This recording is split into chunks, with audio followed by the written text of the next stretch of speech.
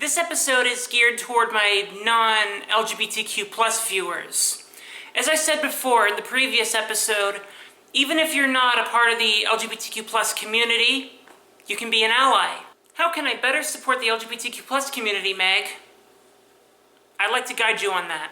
First and foremost, for those who don't know, the acronym stands for lesbian, a woman attracted to other women. Gay generally refers to a person, not just a man, attracted to people of the same gender.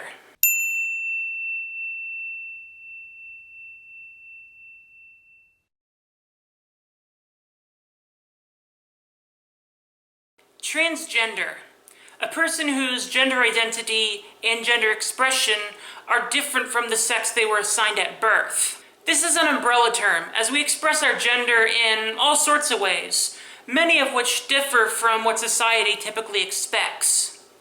And queer. It's kind of tricky for me to define queer. I think it might be an umbrella term. Correct me if I'm wrong. One thing's for sure, a lot of us have multiple identities on the LGBTQ plus spectrum. That's not to say there are two LGBTQ plus people who embark on the exact same journeys. Remember, everybody is different, so don't make assumptions. Instead, listen to us, learn about us, advocate for us.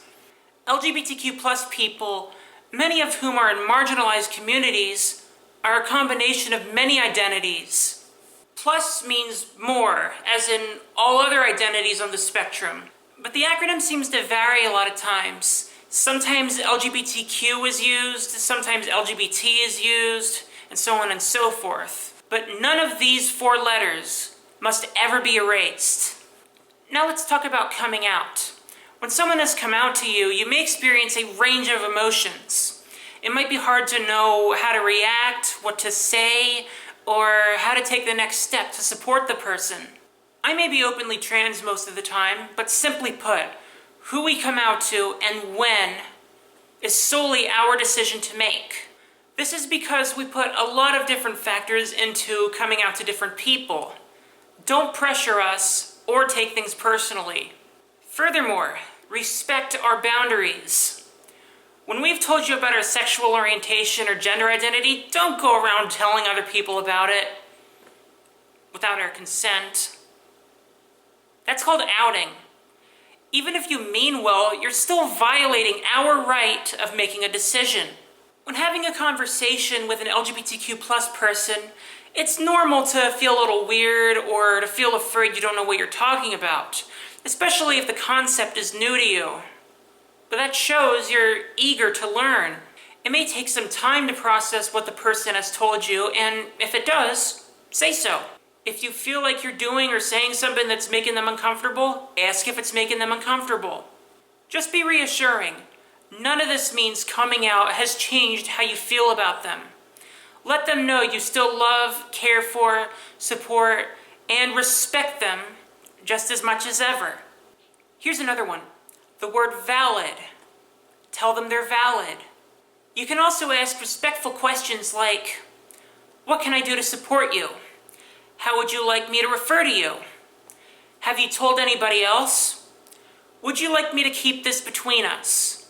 If you feel anxious or uncertain or uncomfortable, that doesn't make you homophobic, biphobic, or transphobic.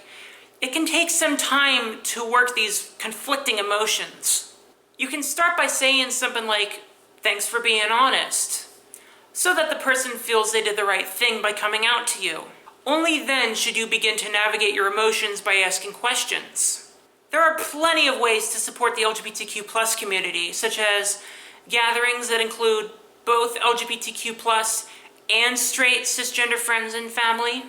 Speaking of which, pride celebrations and other events run by LGBTQ plus organizations.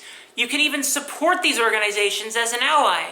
You can mention and talk about an LGBTQ plus loved one to your straight cisgender friends, as long as said loved one gives you consent, of course.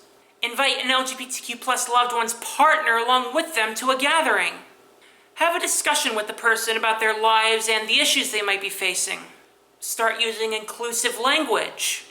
Add your pronouns to your email signature, just like we do. Share your pronouns when introducing yourself, just like we do. Put them on your name tag or something.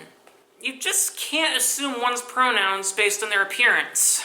What you can do instead is ask, especially when in doubt. Heck, you can practice normalizing pronouns here by telling me your name and pronouns when you comment on this video. For example, Megan, she, her. If you hear somebody making a homophobic, biphobic, or transphobic comment, joke, etc., you might be thinking about ignoring it, but actually, speaking up is better. Explain why what they're saying is not okay, or at least ask why they're behaving the way they are. I want you to stand up for us every step of the way. Maybe you can wear a button that shows your support. Put a sign outside your house, a sticker on your car, a sticker on your laptop, a fridge magnet. Put some effort into unlearning any false stereotypes and negative views you may have. Now, it does take time. I used to be kind of a bigot myself, so I'm saying this from experience. We're looking for love, support, respect, acceptance, and trust.